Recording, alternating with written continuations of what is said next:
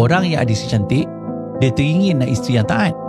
Orang yang ada isteri taat, dia teringin nak isteri yang cantik. Orang yang ada suami cukup makan, dia teringin suami kaya. Ada yang suami kaya, dia nak suami yang baik, lemah lembut, beri perhatian kat isteri. Orang yang kahwin, dia nak cerai. Sedangkan orang yang bujang, dia berharap dia kahwin. Yang muda teringin nak cepat jadi dewasa. Yang tua pula, dia harap dia boleh balik masa lalu. Orang yang tak dikenal, dia teringin nak jadi famous. Sementara orang yang famous, dia nakkan privacy dan kadang-kadang dia harap orang tak kenal dia. Orang yang miskin, dia nak kaya.